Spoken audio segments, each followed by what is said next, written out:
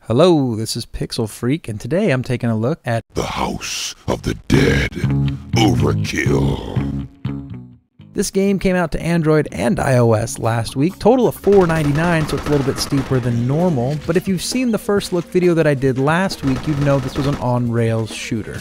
Now at that point I didn't have all the information, I hadn't played the whole game, couldn't do a whole review, but now I have, and I think now it's time to do the review that this game deserves.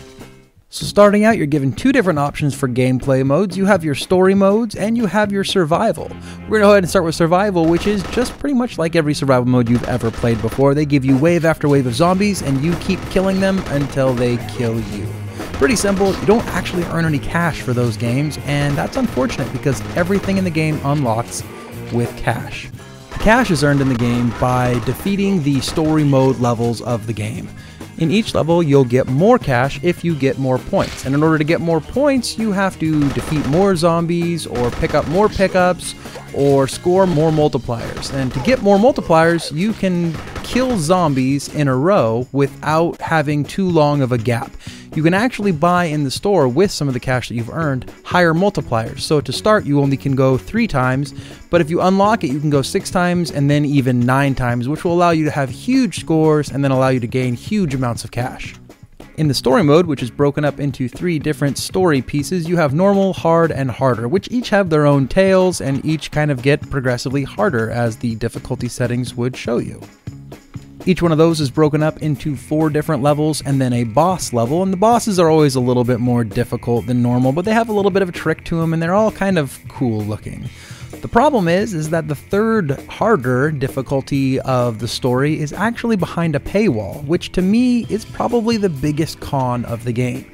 Now, I paid $4.99 for this game, and for $4.99 I would expect to get a pretty decent amount of experience. Unfortunately, the levels are all about 5 minutes or less, and then the boss waves are, again, 5 minutes or less. So you've really bought a total of maybe an hour worth of game, and then need to pay another $2 to get that extra last story.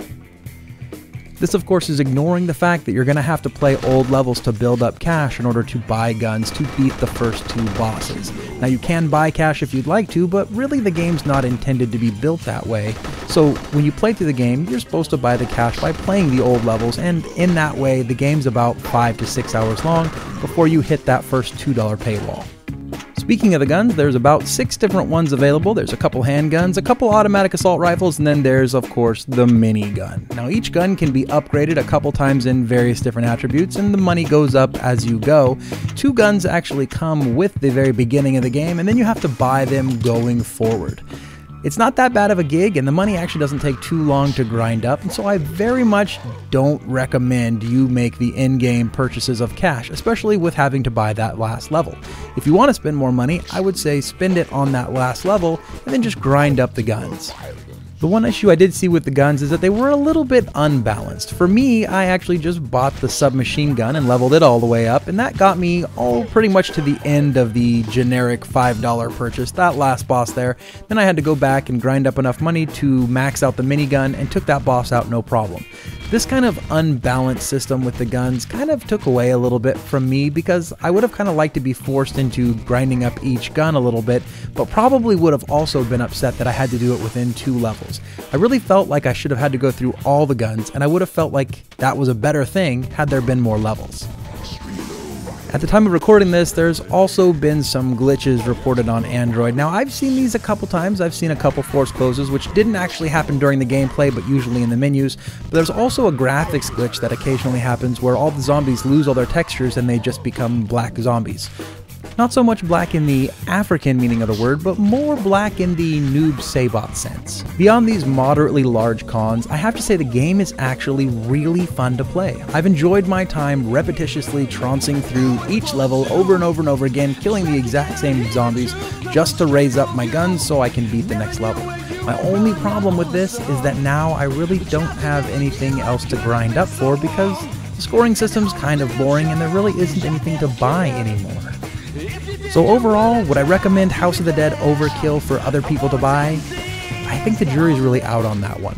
For me, it was a good purchase. I don't mind the fact that I've spent the $5 because I had a lot of fun playing this game, and I'll probably go through it a few more times. In fact, I really think I'm going to buy that extra level set just to go through those harder levels. I hope Sega makes more levels for this game, and hopefully we'll add them on to the regular $5 purchase because the game really needs that. As far as if this purchase is for you, you're going to have to weigh that on your own, because this is kind of a unique game and it's kind of a lot of money for some people. This has been Pixel Freak, and I'm giving House of the Dead Overkill 85 pixels out of 100.